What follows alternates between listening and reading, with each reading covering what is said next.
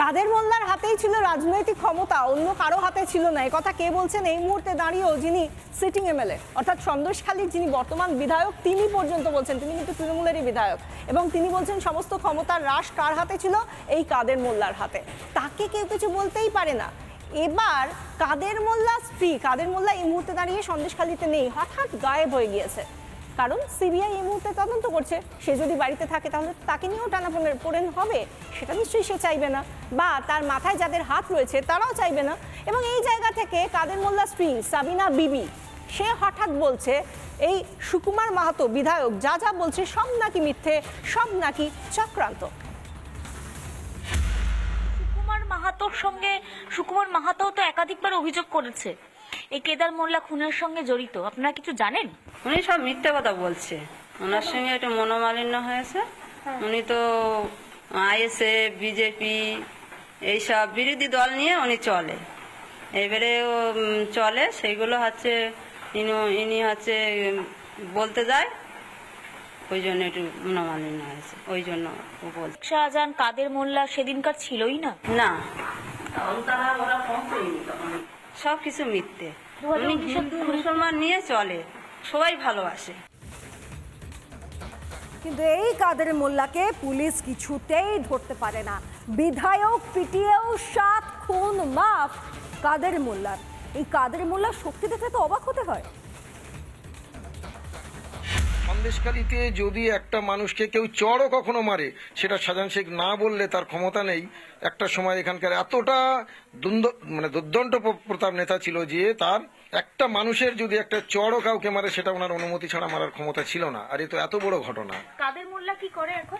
কাদের মোল্লা তখন ছিল এখানকার অঞ্চল সভাপতি, প্রধান নিজেই, ওনার ওয়াইফ ছিল প্রধান, আবার উনি ছিল এখানকার যে কিষাণ মোর্চা আছে তৃণমূলের, সেই মোর্চার প্রেসিডেন্ট ছিল।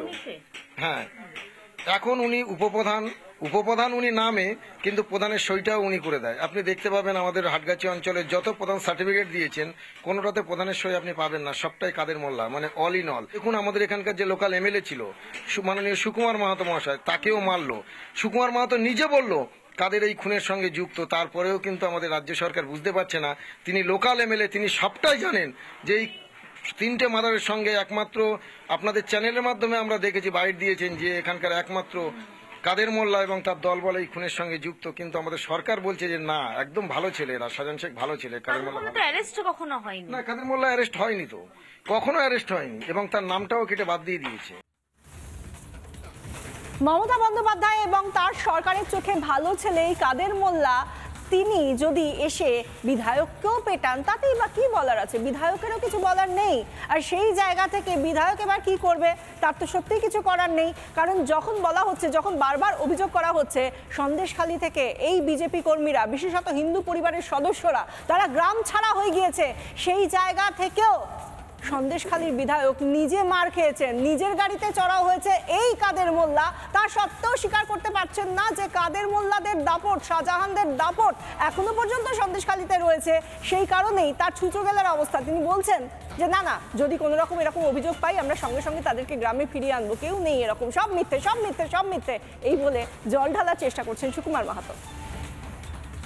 আর বাকি সাধারণ মানুষ যারা ঘরে ফিরতে পারছেন না, যারা এখনো আক্রান্ত, এরকম কোনো রিপোর্ট নেই আমাদের কাছে যে কেউ ঘরে ফিরতে পারছে না। আমাদের সঙ্গে যোগাযোগ করলে সঙ্গে সঙ্গে দেন দেয়ার ঘরে ফিরবে, এটা কথা দিচ্ছি। একটা বিষয় বলুন তো, যে আপনি এটা আশ্বস্ত করছেন যারা ঘর ছাড়া হয়ে রয়েছেন তাদের রিপোর্ট পেলে আপনি ঘরে ফিরবেন? একদম আপনি পাঠান আমার সঙ্গে, আমি কালকেরই ঘরে পাঠিয়ে দেবো। কিন্তু এরকম কোনো রিপোর্ট নেই আমার কাছে, থানাতেও রিপোর্ট নেই।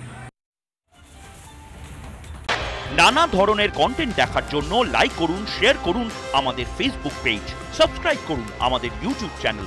পাশাপাশি অন্যান্য ব্রেকিং নিউজের জন্য অবশ্যই চোখ রাখুন রিপাবলিক বাংলায়।